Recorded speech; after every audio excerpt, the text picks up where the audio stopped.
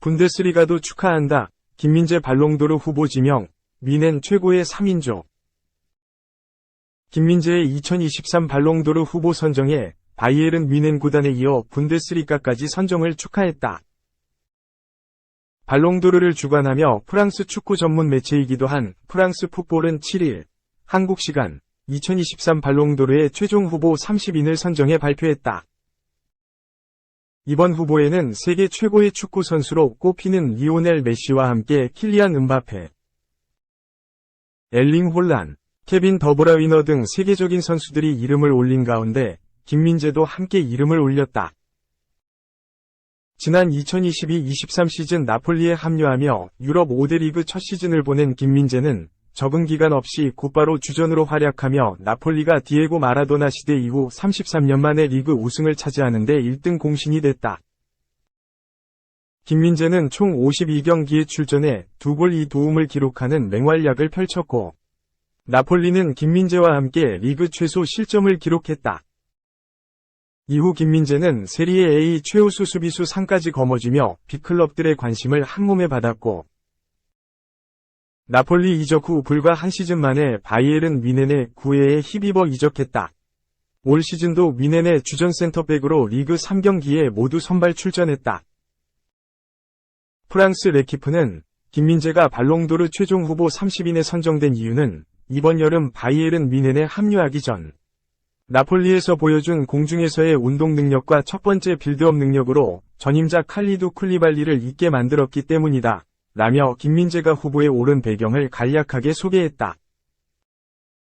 이번 발롱도르 최종 후보 30인에는 김민재의 전팀 동료인 크바라츠엘리아, 오시멘과 현 동료 해리 케인, 자말 무시알라를 비롯해 주드 벨링엄, 킬리안 음바페, 비니시우스 주니오르, 로베르토 레반도프스키 등 세계적인 선수들이 포함됐다. 이 가운데 김민재도 이름을 남긴 것이다. 한국 선수가 발롱도르 후보에 선정된 것은 2002년 설기현, 2005년 박지성, 2019년과 2022년의 손흥민이 있다. 설기현과 박지성은 구체적인 순위는 나오지 않았으며 손흥민은 22와 11위를 차지한 바 있다. 김민재는 아직 순위를 알 수는 없지만 수상은 어려운 상황이다. 다만 아시아 수비수 최초로 후보에 들었기에 수상과는 별개로 그의 지난 시즌 활약의 위상을 짐작게 했다.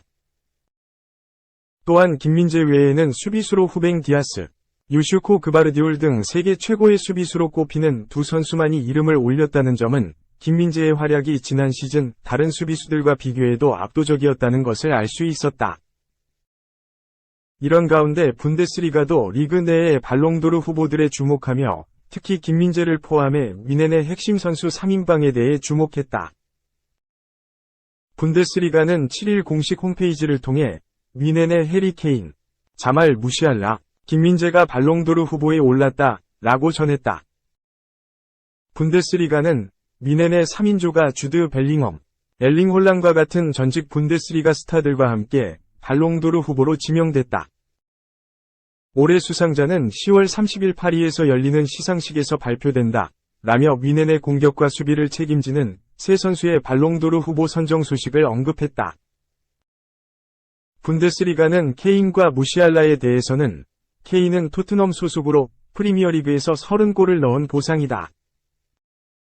무시알라는 16골 16도움과 함께 지난 시즌 분데스리가 최종전에서 우승으로 이어지는 골을 넣은 것이 유명하다. 라고 평가했다. 김민재에 대해서는 김민재는 나폴리가 오랫동안 기다려온 세리에 A 우승을 뒷받침했고 트로피를 손에 넣었다. 라며 세리에 A 우승에 기여한 김민재의 공이 컸다고 설명했다.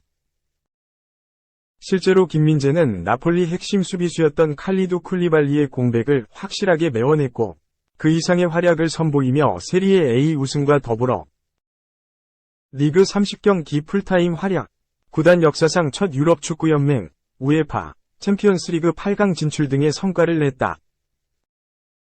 한편 분데스리가 외에도 뮌헨 구단도 김민재의 발롱도르 후보 선정 소식을 축하했다. 뮌헨은 구단 공식 계정을 통해 남자 발롱도르 후보에 오른 김민재, 케인, 무시알라와 함께 여자 발롱도르 후보에 오른 조지아 스테네이까지 포함된 사진을 올리며 발롱도르 후보에 오른 우리 선수들 모두 축하한다 라며 축하 게시물을 남겼다. 팬들도 해당 게시물에 미넨의 최고들, 김민재가 2시즌 연속 2개의 클럽에서 우승한다면 이라며 기대감과 칭찬의 반응을 내비쳤다. 미넨 팬들은 발롱도르 후보에 오른 김민재를 헐값에 영입했다는 반응까지 최근 보여줬다. 이탈리아 매체 아레아 나폴리는 바이에른 미넨 팬들이 김민재를 헐값에 영입한 사실에 대해 매우 기뻐하고 있다며 김민재의 뛰어난 활약은 미넨 팬들을 감동시켰다고 전했다. 매체는 미넨에서 뛰어난 임팩트를 보여준 전 나폴리 센터백 김민재는 마테이스 더리우트를 밀어내고 미넨 중앙수비진 선발 자리를 차지했다면서 실제로 토마스 투엘 미넨 감독은 최근 3경기에서 더리우트에게 제한된 출전 기회를 부여했다. 투엘은 김민재와 다요 우파메카노 듀오를 처음부터 선호하고 있다. 고 김민재가 더리우트를 밀어내고 투엘 감독의 두터운 신뢰를 받고 있다고 덧붙였다. 이어 투엘은 그동안 김민재를 거듭 칭찬해왔다. 김민재를 향한 투엘의 사랑은 더리우트가 선발 명단으로 돌아오는 걸 허락하지 않을 것이라고 더리우트가 계속 벤치를 지킬 거라고 전망했다. 불과 2년 전까지만 해도 중국 리그에서 뛰었던 김민재는 티르키예를 거쳐 이탈리아를 평정하고 이제는 독일 무대에서 자신의 가치를 입증하고 있는 가운데 발롱도르 후보까지 이름을 올리며 주가를 올린 김민재가 올 시즌에는 어떤 활약을 보여주며 시즌을 마감할 지도 기추가 주목된다. 2. 류현진 5이닝 2실점인데 왜 내려? 역전패 토론토 팬 분통, 감독은 4일 쉬고 나와서. 류현진은 7일 한국 시간 미국 캘리포니아주 오클랜드 콜리세움에서 열린 2023 메이저리그 오클랜드 애슬레틱스와 경기에 선발 등판해 5이닝 5피안타, 1홈런, 1볼넷 5탈삼진 2실점으로 제 몫을 했다. 그러나 팀이 2에서 5로 역전패하면서 시즌 두 번째 패전을 안았다. 시즌 성적은 3승 2패 평균 자책점 2.65가 됐다. 류현진이 내려간 시점에서 점수는 1에서 2였다. 류현진은 2회 나온 어니 클레멘트의 적시타에 의한 선취점을 지키지 못했다. 4회 카를로스 페레스에게 역전 2점 홈런을 얻어맞았다. 5회까지 77구를 던진 류현진은 6회 시작과 함께 두 번째 투수 트레버 리차즈로 교체됐다. 문제는 리차즈가 6회 오클랜드 타선을 막아내지 못했다는 점이다. 리차즈는 조던 디아스와 페레스에게 연속 안타를 맞고 무사히 2루에 몰렸다. 다음 타자 케빈 스미스에게는 좌중간 담장을 넘는 3점 홈런까지 얻어맞았다. 이 3점 홈런이 결정적인 패인이 됐다. 1점 차로 팽팽하던 경기가 오클랜드 쪽으로 기우는 순간이었다. 패전은 류현진의 몫이었지만 불펜 운영에 대한 비판이 더 거셌다. 많은 토론토 팬들이 SNS에 존 슈나이더 감독의 판단을 지적했다. 류현진을 6회 올리지 않았기 때문에 점수차가 커졌다는 의견이 많았다. 류현진은 지난달 2일 볼티모어를 상대로 한 메이저리그 복귀전과 27일 클리블랜드전에서만 6회에 마운드에 올랐다. 이 두 경기 모두 6회 아웃카운트를 잡기 전에 교체되면서 올 시즌 1경기 최다 이닝은 5이닝에 머물러 있는 상태다. 2일 볼티모어전에서는 6회 첫 타자 거너 핸더슨에게 홈런을 맞고 내려갔고 27일 클리블랜드전에서는 내야 연속 실책에 무사 만루가 되면서 교체됐다. 투구수만 봤을 때는 6회 등판이 가능한 경우가 또 있었다. 당장 직전 등판인 2일 콜로라도전만 해도 5회까지 투구수가 76구에 불과했다. 그런데 토론토 벤치는 6회 시작과 함께 이미 가르시아를 마운드에 올렸다. 이번 경기도 마찬가지였다. 5회까지 77구만 던졌는데도 6회를 불펜으로 시작했다. 스포츠넷 캐나다에 따르면 슈나이더 감독은 경기 후 류현진이 복귀 후 5경기가 넘었는데도 계속 99 안쪽에서 교체하고 있는 이유에 대해 설명했다. 먼저 7일 경기는 4일 휴식 후 등판이라는 점을 감안해 5회에서 끊었다고 했다. 슈나이더 감독은 처음으로 정상 로테이션을 받고 4일 휴식 후 등판하는 경기라 짧게 던지게 하려고 했다고 밝혔다. 류현진의 교체 시점에 대한 다른 질문을 받고는 1에서 2이닝 더 던질 수 있는 경기도 있었다. 이번 경기는 불펜에 여유가 있었고 이동일 전이었다. 고 답했다. 5이닝 교체가 류현진에 대한 불신은 아니었다는 얘기다.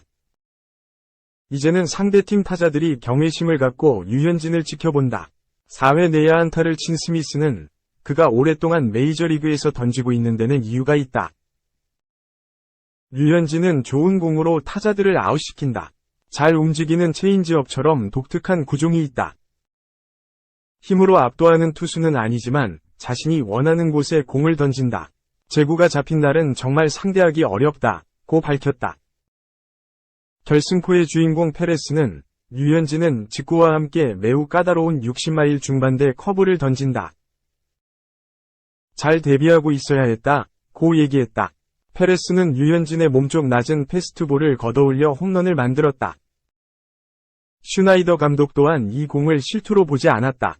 그는 류현진의 투구는 좋았다. 제구가 완벽했다. 고 칭찬했다. 피홈런 상황에 대해서도 나쁜 공은 아니었다고 봤다. 류현진은 잘 던졌다. 공 하나가 안 좋은 결과로 이어졌을 뿐 좋은 투구였다. 고 얘기했다. 스포츠넷 캐나다에 따르면 류현진은 전반적으로 잘 던진 경기였다.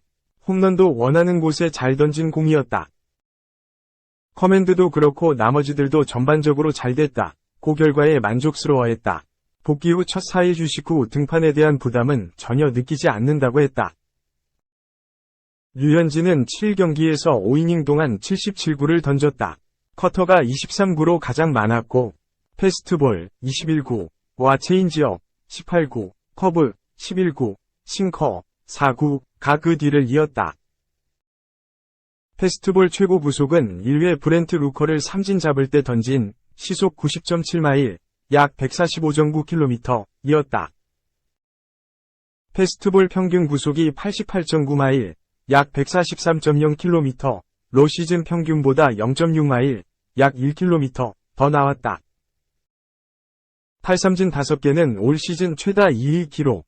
지난달 21일 신시내티전에서 5이닝 7탈삼진으로 1경기 최다 기록을 세웠다. 1경기 5탈삼진은 27일 클리블랜드전에 이어 두 번째다.